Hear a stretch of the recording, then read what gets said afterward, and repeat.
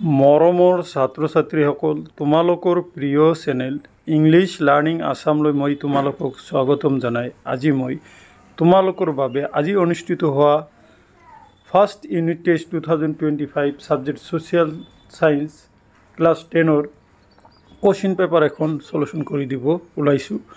এই কুৱেশ্যন পেপাৰখন লোৱা হৈছে গোৱালপাৰা জিলাৰ জলেশ্বৰ HS স্কুলৰ পৰা। আশা কৰিম এই কুৱেশ্যন পেপাৰৰ সলিউশ্যনে তোমালোকক অহা পৰীক্ষাসমূহত সহায় কৰিব। বলাচোন মৰমৰ ছাত্ৰ ছাত্ৰীসকল, কুৱেশ্যন পেপাৰখনৰ মূল সলিউশ্যনলৈ যাওঁ। পোনপ্ৰথমতে ইয়াতে দিয়া হৈছে শুদ্ধ উত্তৰটো বাছি উলিওৱা। 1 × 22 = 22। তলৰ কোনটো স্বদেশী আন্দোলনৰ কাৰ্যসূচীৰ অংশ নহয়? এ স্বদেশী, খ বয়কট, গ জাতীয় শিক্ষা, গ সত্যাগ্ৰহ। গতিকে শুদ্ধ উত্তৰ হ'ব ঘ সত্যাগ্ৰহ। কুৱেশ্যন 2, পলাশীৰ প্ৰায়শ্চিত্ত নামৰ নাটকখনৰ ৰচয়িতা হ'ল ক ক্ষীৰোদ প্ৰসাদ, খ গিৰীশ ঘোষ, গ অমৃতলাল বসু, ঘ অমৰেন্দ্ৰ নাথ দত্ত। গতিকে কাৰেক্ট এনচাৰ ক ক্ষীৰোদ প্ৰসাদ।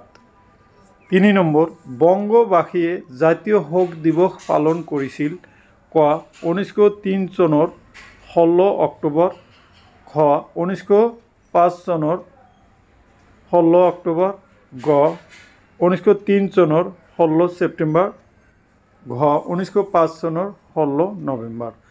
গতিকে শুদ্ধ উত্তৰ হ'ব খ 1905 চনৰ 16 অক্টোবৰ। তাৰপিছত তোমালোকে 4 নম্বৰৰ প্ৰশ্নলৈ আহা। 4 নম্বৰৰ প্ৰশ্নত কোৱা হৈছে সুপ্ৰভাত আছিল ক এখন নাটক, খ এখন গ্ৰন্থ, গ এখন প্ৰবন্ধ, ঘ এখন মহিলা আলোচনী। গতিকে সুপ্ৰভাত আছিল এখন মহিলা আলোচনী। 5 নম্বৰৰ প্ৰশ্নলৈ আহা। কোন প্ৰদেশক ভাৰতীয় জাতীয়তাবাদৰ কেন্দ্ৰ হিচাপে গণ্য কৰা হৈছিল? ক মাদ্ৰাজ, খ বংগ, গ বোম্বাই, ঘ উৰিষ্যা। শুদ্ধ উত্তৰ হ'ব গ বংগ।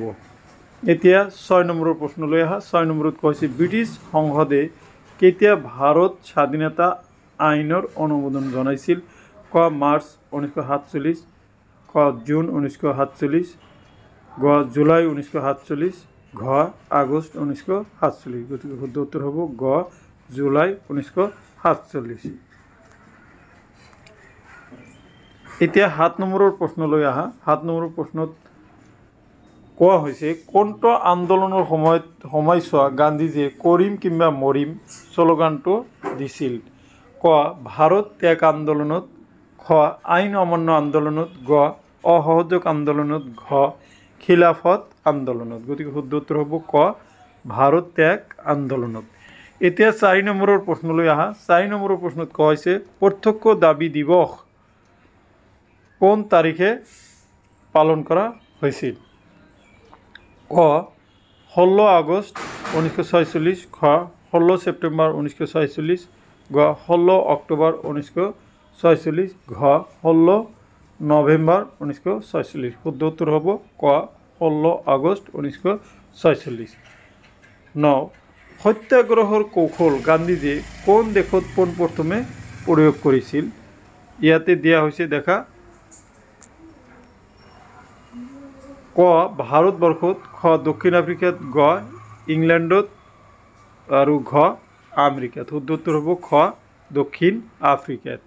10 নম্বৰৰ প্ৰশ্নলৈ আহা। 10 নম্বৰত কৈছে জালিয়ানৱালাবাগ হত্যাকাণ্ডৰ প্ৰতিবাদত ব্ৰিটিছ চৰকাৰে প্ৰদান কৰা নাইট উপাধি পদত্যাগ কৰিছিল? ক ৰবীন্দ্ৰনাথ ঠাকুৰ, খ মহাত্মা গান্ধী, গ জৱাহৰলাল নেহৰু, ঘ সুভাষ চন্দ্ৰ বসু।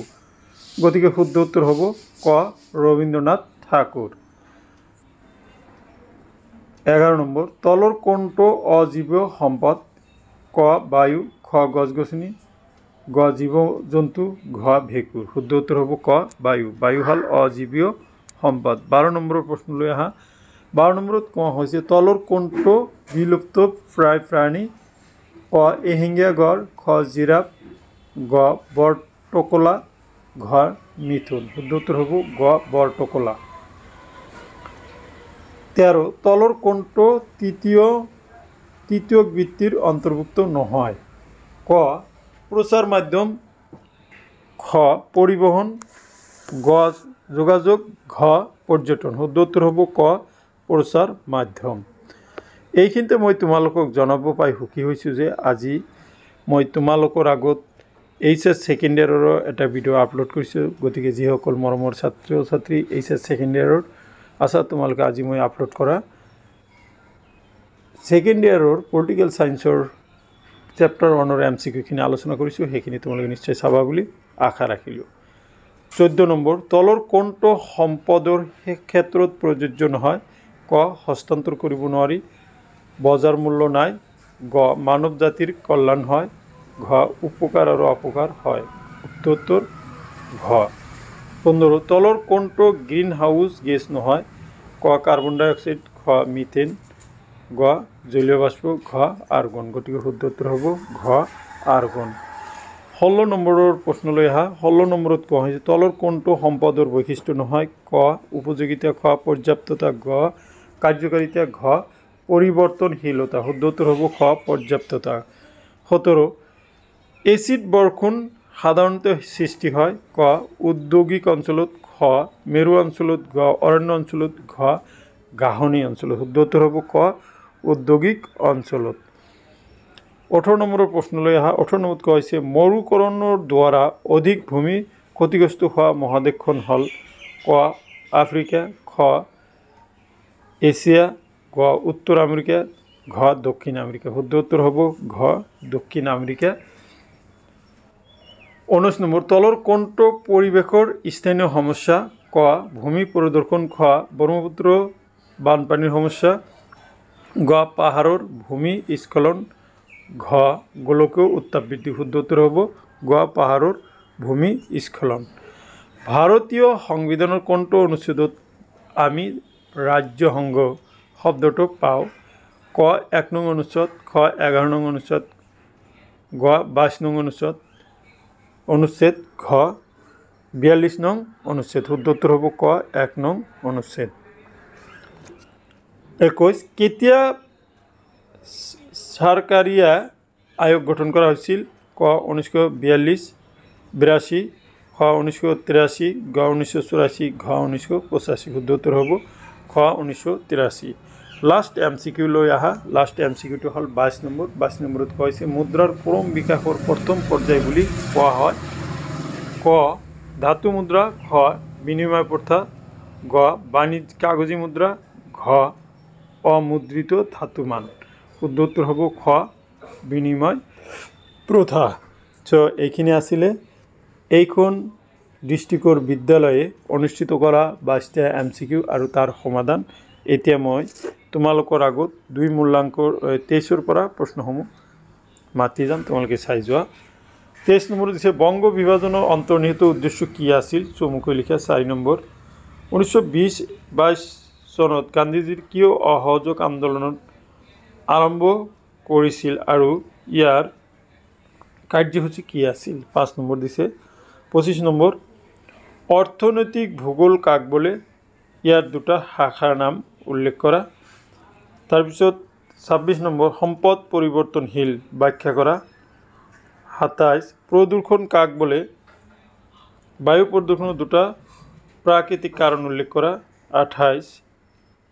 28 নম্বৰ দিছে গোলকীয় উত্তাপ বৃদ্ধি কি? ইয়াক কেনেকৈ ৰোধ কৰিব পাৰি? 25 ভাৰতৰ যুক্তৰাষ্ট্ৰীয় ব্যৱস্থাৰ বৈশিষ্ট্যসমূহ উল্লেখ কৰা। খুব ইম্পৰ্টেণ্ট কুৱেশ্যন দিছে। মৰমৰ ছাত্ৰ ছাত্ৰীসকল, আশা কৰিছোঁ আজি মই তোমালোকৰ আগত আলোচনা কৰা এই কুৱেশ্যন পেপাৰৰ MCQখিনি আৰু বাকী কুৱেশ্যনখিনিয়ে তোমালোকক অনাগত যিবিলাক পৰীক্ষা হ'ব তাত এই ভিডিঅ'টোৱে সহায় কৰিব। আশা কৰিম ভিডিঅ'টো তোমালোকক ভালেখিনি উপকাৰত আহিব। বেছিকৈ ভিডিঅ'টো তোমালোকৰ বন্ধু বান্ধৱীৰ লগত শ্বেয়াৰ কৰিবা যাতে এই ভিডিঅ'ৰ দ্বাৰা সিহঁতো উপকৃত হয়। আজি সময় পালে মই তোমালোকৰ আগত ক্লাছ 9ৰ ছ'চিয়েল ছায়েন্সৰ কুৱেশ্যন পেপাৰখন সলিউশ্যন কৰি দিম। তেতিয়ালৈকে তোমালোকে ঘৰত সুস্থ থকা, ভালেই থাকা, এই কামনাৰে আজিৰ এই ভিডিঅ'টি ইয়াতে সমাপ্ত কৰিছোঁ। ধন্যবাদ।